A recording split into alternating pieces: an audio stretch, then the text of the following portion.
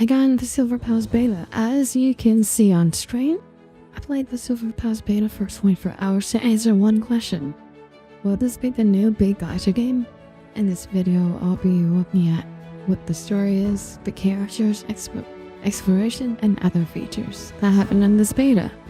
So, is it worth the hype? Here is my honest first impressions.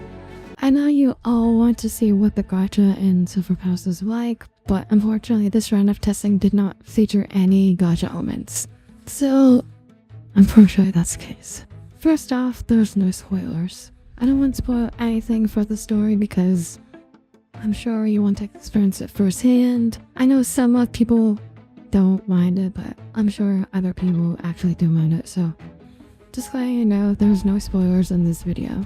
Though, if any complaints, it's the beginning. Whenever you start the game, it is to say it's rushed. In the first few seconds when you start, you're in a boss battle. They don't say how to fight, parry, or anything. You're just really just thrown in there. Like, okay, yeah, survive here. And of course, there will be voice acting issues, voices issues, where at times they talk, and then the next one they don't. Though I am pretty surprised that they actually had voices in the beta, and obviously it's still in the beta, so I'm sure all of these issues will be fixed in time. So, onto things I liked about the story is that we know nothing about the main character.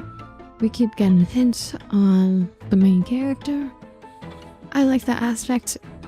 It's like we're solving a case ourselves. Who is this main character? You know what? Now I think about it, I think that's most gacha games' main character, that we don't know anything or they don't even know themselves. I'm like, okay. Another thing I liked is that whenever she's thinking on a case, we enter like the main character's mindscape, so it's just not like words with text. You're like, okay, yeah, we get it. You're experiencing it firsthand of like what the scene is and what happened. And then talking about the mindscape, we also have like an evidence board. I really liked it. Like, if you get it's not like, yeah, you get a clue and it has no relevance or whatsoever. We actually have like a UI about like the different evidence board, and I love the interactions between characters. And last week the story kept on getting better and better. It was just something big. And whenever the beta test story was over, it felt like such a big cliffhanger.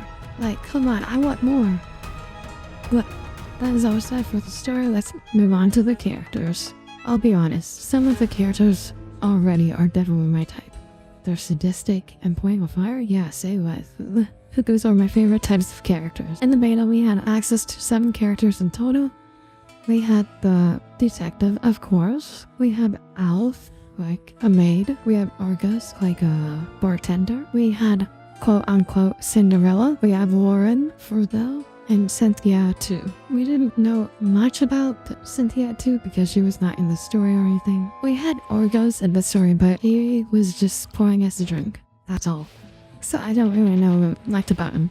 Okay, and I'm not really fond about knickknacks, but I do gotta say, some of the faces look very similar. Like, I was comparing to like Cinderella to one of the characters in the story. I was like, that's a very similar shape there. So that's the only nitpick I have. And as a beta test, we could have a total of 15 team setups. Right off the bat, I was like, wow, okay, damn. Okay, so building character-wise, there's a thing called reactors. It's kind of similar to like Wuthering Waves Ecosystem with the cost system limit, but in this case, it's called Power Limit. Each listener has different buffs, such as increased damage or decrease enemies' defense, and it can be element-based too, reactors.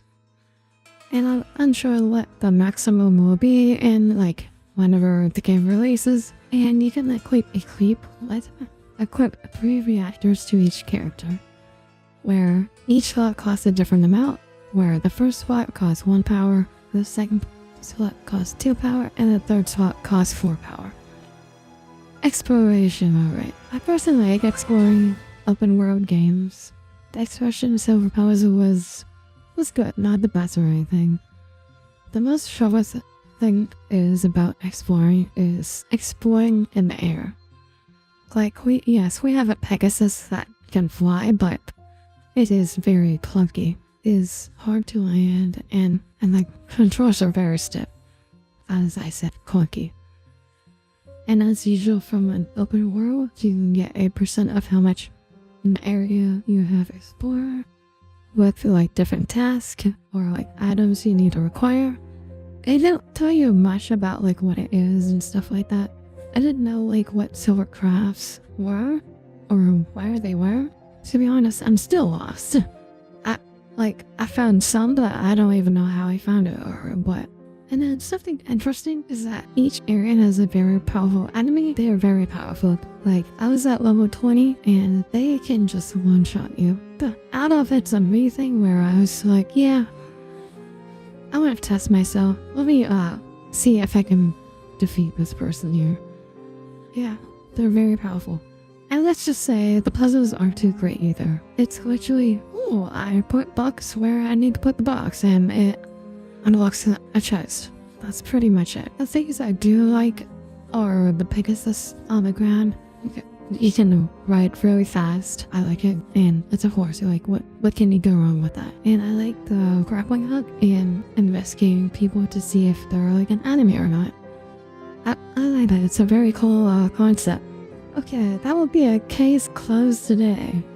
Hope you enjoyed this video, and if you learned anything or like this type of content, it would mean a lot to me if you like, comment, or even better, subscribe.